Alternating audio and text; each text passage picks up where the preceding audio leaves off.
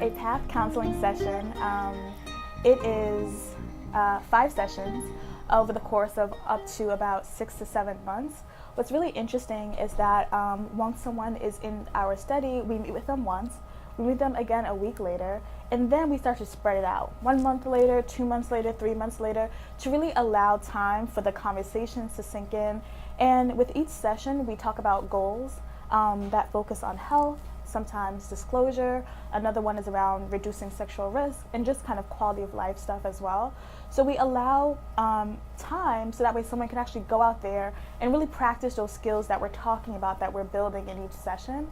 What happens is they meet with a non-judgmental, supportive professional who can normalize the fact that people are still getting HIV and can minimize the feeling that I'm disappointed myself, I should have known better.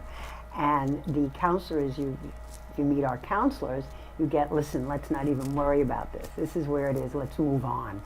So the very fact that that first session is a safe space to kind of discuss your feelings and not be judged, I think that entree, that's your first entree into accessing care. And I think if that's a positive one, which PATH offers, I think that's the most important thing there.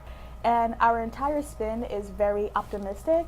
It's not so much what you've done in the past that may have been good or bad, but really looking forward and thinking about what are some positive, healthy changes we can make to really improve your quality of life, and to know that, they can still have goals and dreams.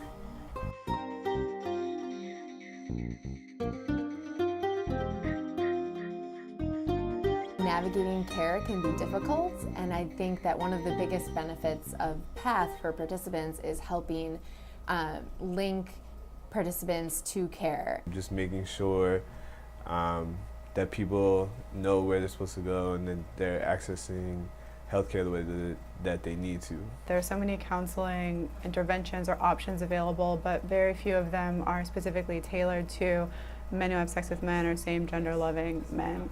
And the intervention is provided at 2 of the biggest HIV care organizations in the city, and so it's really easy for you to get connected to care and get the services that you need. This short-term counseling that focuses so much on having a positive life, a healthy life moving forward, that focuses on them accomplishing goals so that way they can have a sense of confidence and self-esteem.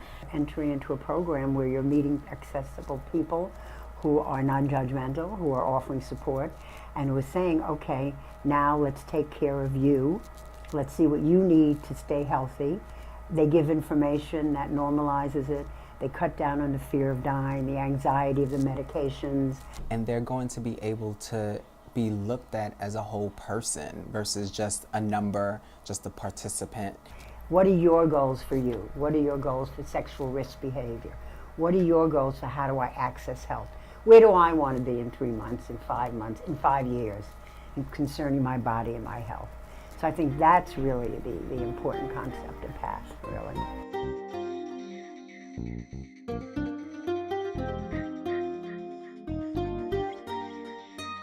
To all newly diagnosed men who may identify as gay, bi, questioning, on a DL, same-gender loving, whatever you identify with. Do not let HIV define you.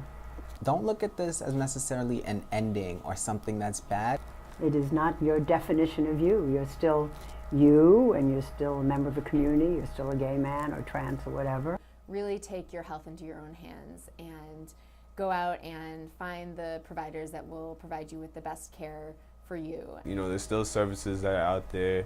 There's doctors that can help you. You can still live your life and be okay.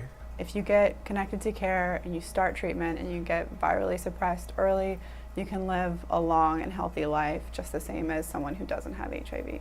You can have a healthy and fulfilling and responsible sex life and love life after the diagnosis. Someone said the other day, I have to give up my dreams, and we said, why? You can pursue all your dreams, but you have to take care of yourself and your body. And I think that's the message I give to you.